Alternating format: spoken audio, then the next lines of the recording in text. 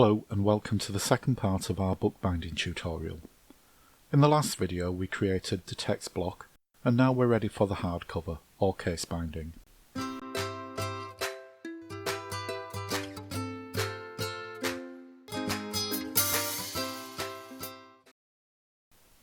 text block's now ready.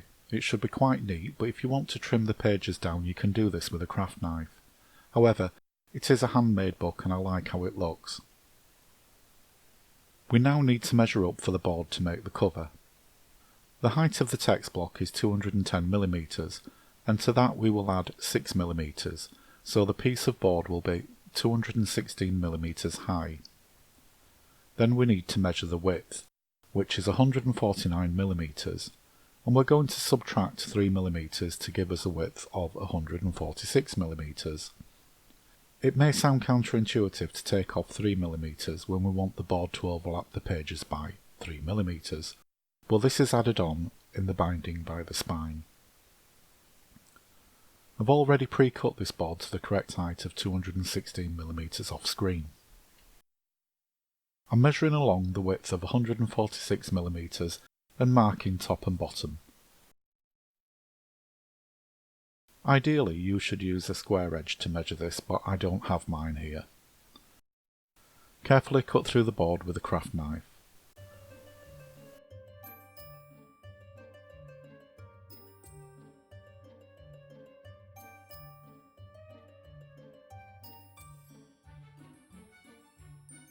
Rather than remeasuring for the other side, I'm using the cut board as a template.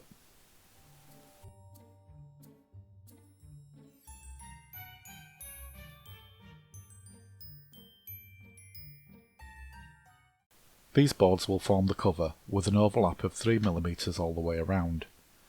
You can see how short it is by the spine, but this will be covered by the gap we leave between the boards. Next we need to measure the spine, which in this case is 18mm, and we need to cut another strip for this. The width of the spine will vary depending on how tightly you bind your book, the number of sheets of paper, and the weight of the paper you use, so it's worth measuring each time. I'm also going to cut a spacer for the hinge. The hinge needs a gap of 6mm plus the thickness of the board, which in this case is 2mm, so the spacer needs to be cut at a width of 8mm. Our boards will be laid out like this on the book cloth. We're going to need a piece of cloth which is about 6cm longer to give a border of approximately 3cm all the way around. You can use paper, leather, commercially available book cloth or homemade book cloth, which is what I'm going to use. Now I have my board laid on my piece of book cloth. This board is burgundy on one side, so I want to have the white side glued to the cloth so the colour doesn't show through. I'm using a piece of scrap paper and I'm painting on some slightly watered down PVA glue. I'm working from the centre out and putting on a light coat of the glue. We don't want the glue to soak through the fabric or to warp the board. We need to ensure that the board is fully coated with a light covering.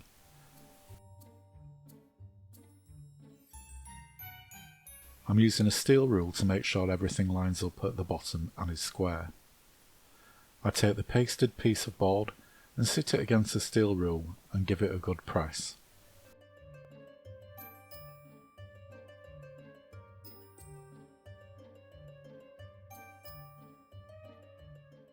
And I'm going to do the same with the spine board, making sure there's a good, even but light coat of PVA glue.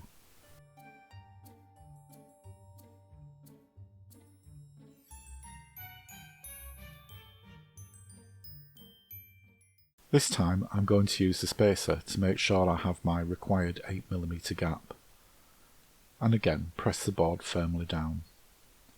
Using a fresh piece of scrap paper, I'll paste up the final board.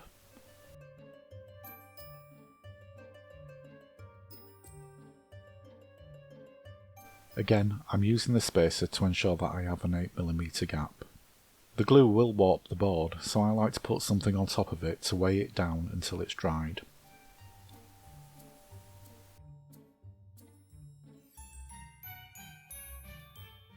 When the cover is dry, take off the weights. I'm going to trim the book cloth down, and the width of my ruler is ideal to give a good overlap. I'll trim all the way around with a craft knife.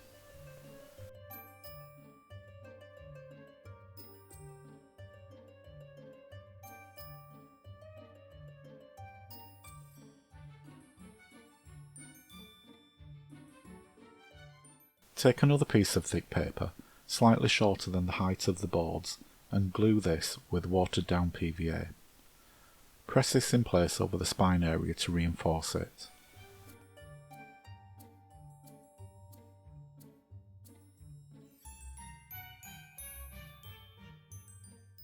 Use the bone folder to get the paper right into the hinges.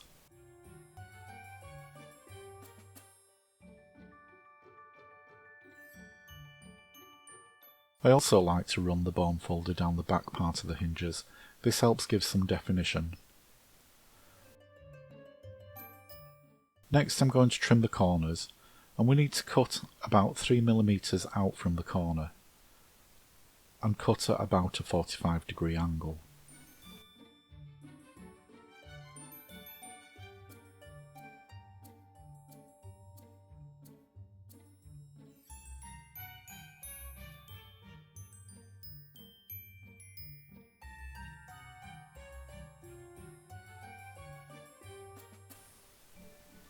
I'm using a non-stick mat as my gluing surface, and I'm going to apply glue to the flaps.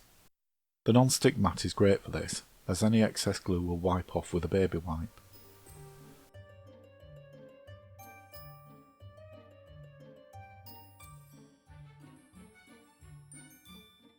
Just make sure there's plenty of glue on the flaps. I find the easiest way to glue the flaps in place is to fold the board back on it and to use the bone folder to stretch the book cloth over the board.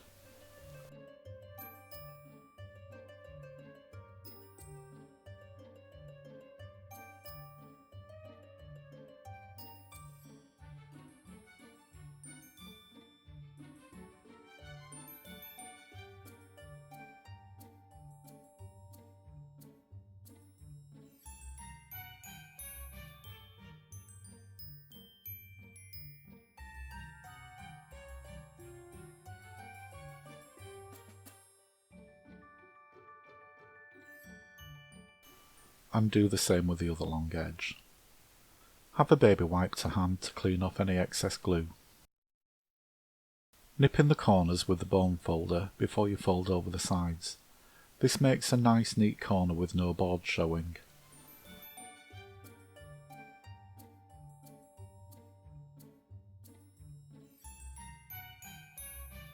Now fold over the sides. Use the bone folder to make the book cloth flaps as smooth as possible.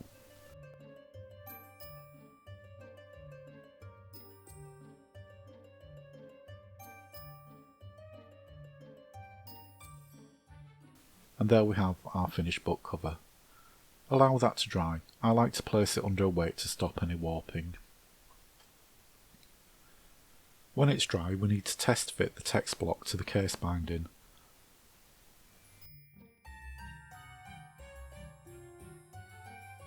I like to fold the cover to reinforce the hinge folds.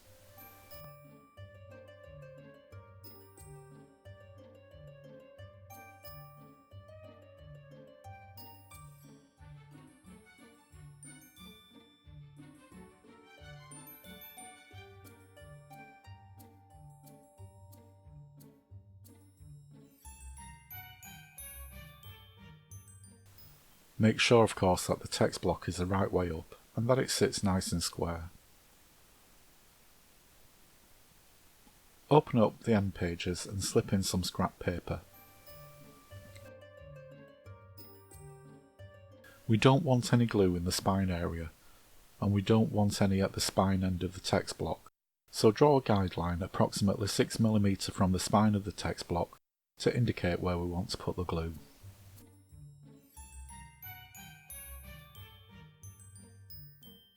Using slightly diluted PVA glue and working from the centre outwards, paste the end paper.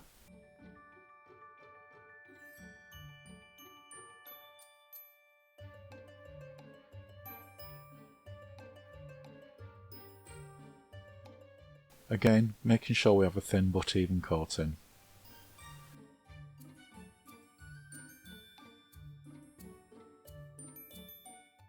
Remove the scrap paper and carefully try to line up the end paper with the cover, leaving about 3mm all the way around.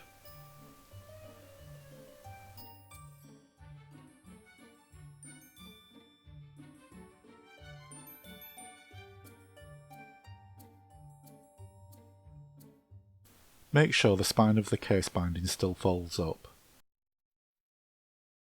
When you're happy with the position, smooth the end paper down with a bone folder.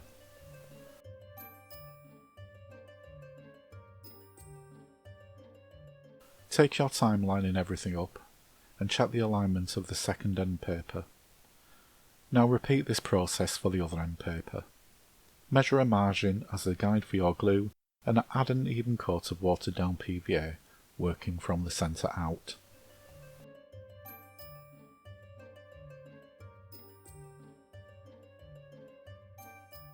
Remove the scrap paper and carefully align the end paper up with the case binding. The PVA does allow for a little movement. When you're happy with its position, smooth down with the bone folder. Again, I'm going to pop the book into the press to dry overnight. I hope you found this tutorial to be useful. Don't forget to subscribe for more craft videos.